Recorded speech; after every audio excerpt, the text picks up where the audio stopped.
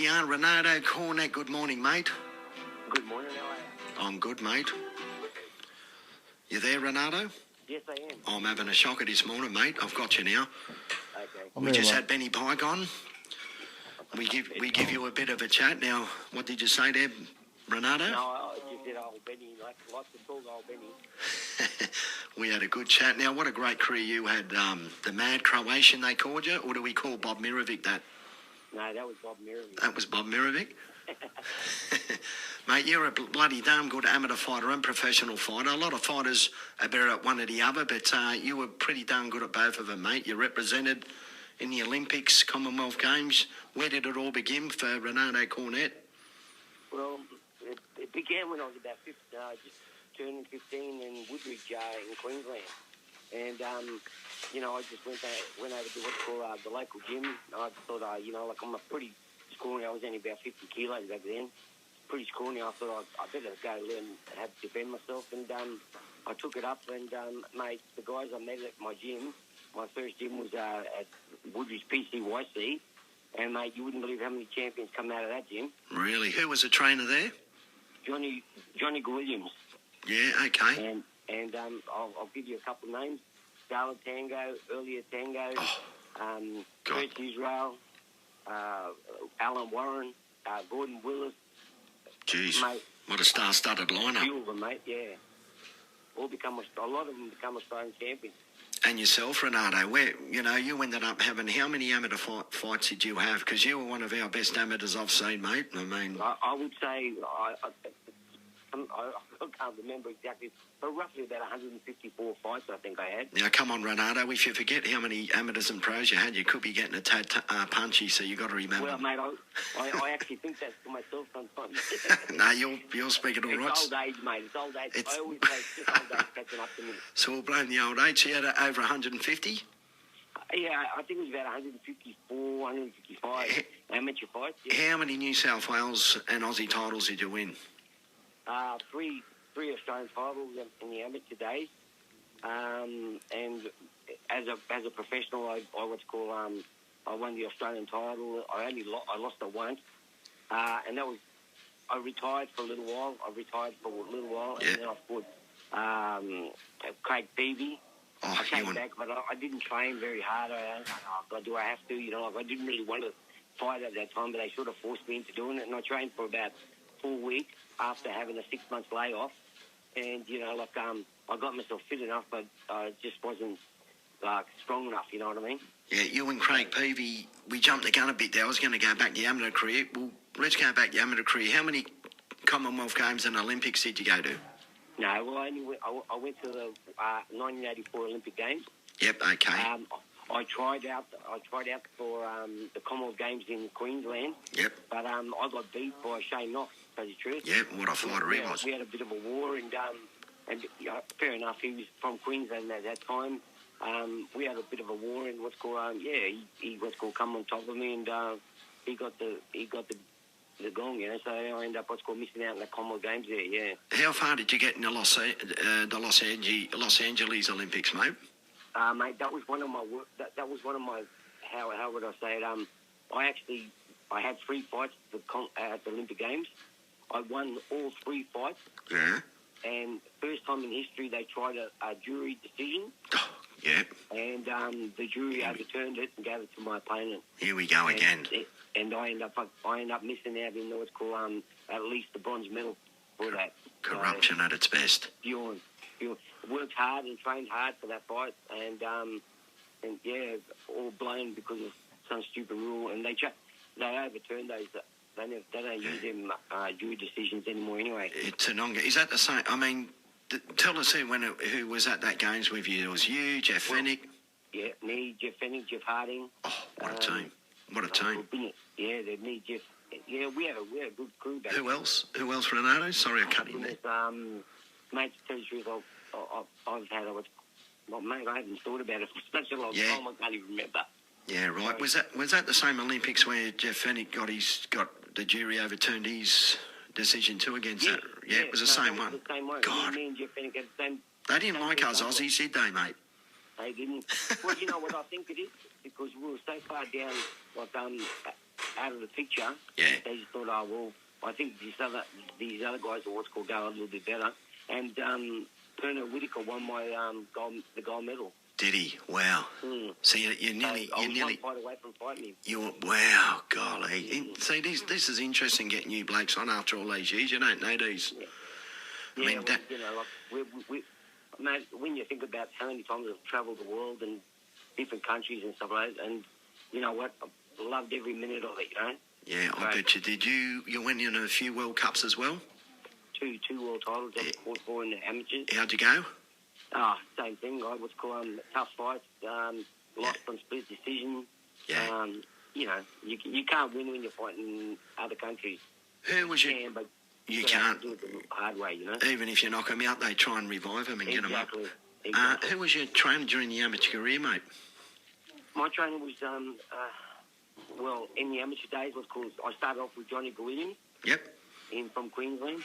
When I moved to Sydney, I started training with a guy called John Jury. Oh, I know John. Remember John well. Yeah. Yeah, John Jury, and I was here with him right up to the professional times too. Okay, who was the best amateur you fought? Best amateur?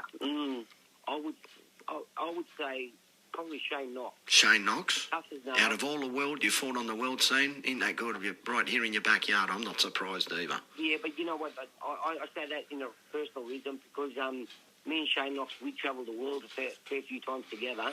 Yeah. And when I fought him, I was unexpected. I didn't expect to be fighting so soon. Yeah. He beat me on split decision as well. But you know, it could have gone either way if I was a little bit fitter. You know what I mean? Yeah, right. Yeah. See, it's one of those things, you know. So you had enough of the amateur ranks and you decided to turn professional, Renarto. 1986, you fought Bobby Mastro. Is that correct? At Bobby Mastro, my Croatian club at the King's Tumselev in Sydney. Can you remember that one? Sure did, mate. Yeah? Bobby Mastro was an awkward little bugger, mate. I mean, he was only 5'3", I think he was, 5'2". I can't remember. He was really short. And every time I threw hooks at him, he'd bob straight under me. Mate, he headbutted my knees so many times. Oh, jeez. And I swear, the next day I woke up in the morning, I could barely get up because my knees were killing me so much. Oh, really? Jeez. Yeah. So he was a very awkward customer, but I was outboxed him, you know. And you were away, mate. What started off as a good professional career was a great professional career. You beat Larry Valancini next, who I always see, the veteran boxers, Brian Roberts. You won a New South Wales. You won the New South Wales lightweight title in your fourth fight. Yeah. How good's that? And then you come across one of your rivals. Now you and this guy Craig Peavy had a hatred for each other, didn't you? We sure did. Why was that? Well, disrespect. Yeah. I mean, Okay. I had a girlfriend there. Like she's come watch me fight and stuff like that. And mate, he started disrespecting my girlfriend. I mean, he didn't even know her, and he's like, I don't want to repeat what he said, but like nasty stuff. You don't speak to a woman like that you've never met. You know what I mean? Yeah, he's probably trying to put you off his game, but he was trying to put me off, and fair enough. I mean, he pulled me off a little bit, but I fought him up.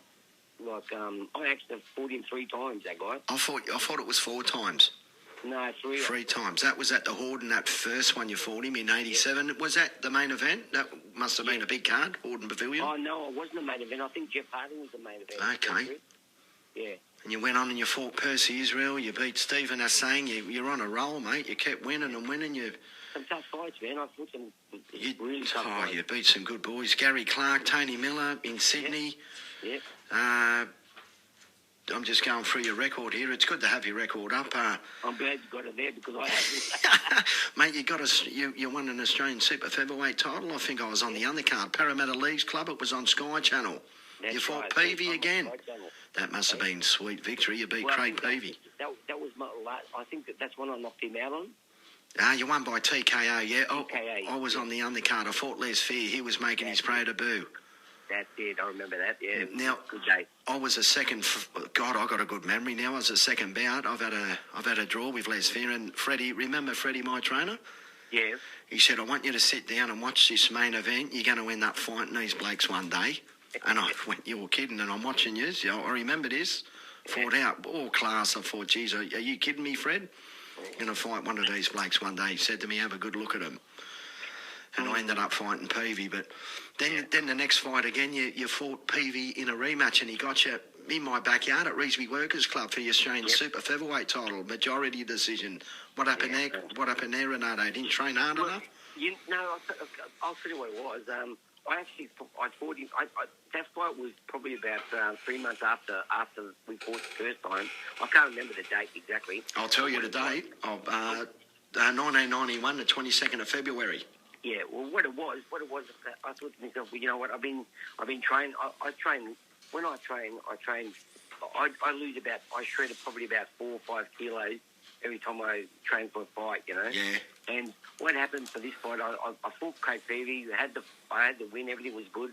And then all of a sudden, what's called they go, oh, you got to get ready for the next fight. I go, yeah, when is it? And they dragged it on for such a long time. Yeah. And I never really started putting my training in 100%.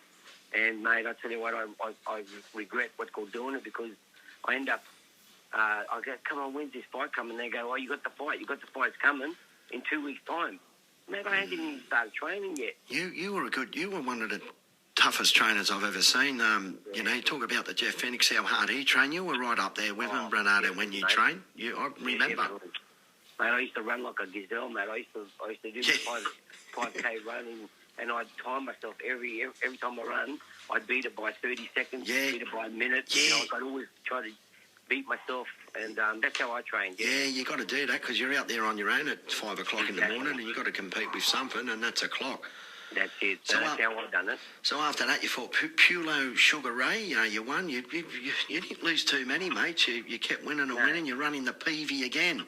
You've KO'd him at Mount Pritchard Community Club. That would have been sweet. That was my most pleasurable fight. I knew you were going to say that. You know why? Only because I thought, you know what, he won one, I won one. Let's see who the champion is. So it worked out my way. What round was that, mate? You've KO'd him? I think it was around fifth or sixth. I can't remember. Yeah, I'd love to know what. I'd love to know what Craig Peavy was doing these days. I hear he's doing it. He's doing it tough to Paul Bugger. He's living out of a car somewhere up north. But he was always like that. That's the way he was. I don't know. He used to hang around with some bad guys, I think. So yeah, so that would have been sweet victory. That was in 1992. Just so you remember, mate. That was on the 4th of the 9th, 1992, and then you went on and you fought Rudy Kabilis. I think that was a defence. Rudy Kabilis, yeah. Who was your toughest opponent in the pros? In the pros? Would it have been that world title fight you had? Well, you know what?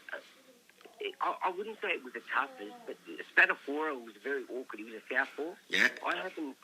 It's funny, in all those fights I had, I've never had a problem with southpaws, right? But this Spadafora just made me look so clumsy, you know? Yeah. I chased him for 12 rounds, or 10 rounds. I chased him, and he just, every time I try a punch, he'd go bang, whack me. And I'm, oh, man, it really frustrated the crap out of me, but what do you do? Well, mate, you did well. You fought. You had a few cracks at a world title, didn't you, Renardo? The WBO World Super Featherweight. You lost in Copenhagen. That was unanimous decision. Bredal. Jimmy Bredal. Jimmy Bredal, yeah. That was a good fight.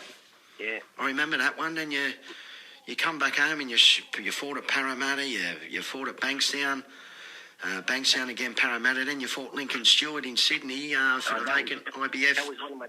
You know what, the Lincoln Stewart fight, I remember that fight because... IBF Pan Pacific title, that was lightweight, Yeah. Good fight. And he was a very, very awkward guy, but very fit. And we punched on him pretty hard that night. Yeah, that was over 12 rounds, wasn't it? Yeah. Then your very next fight, you defended it against Colin Graham at Rudy Hill RSL. Right. Who was promoting them ones back then? Actually, I think my father actually might have promoted one or two of my fights. But let me think. Yeah, no, and prior to that, Bill Morty promoted a few fights for me.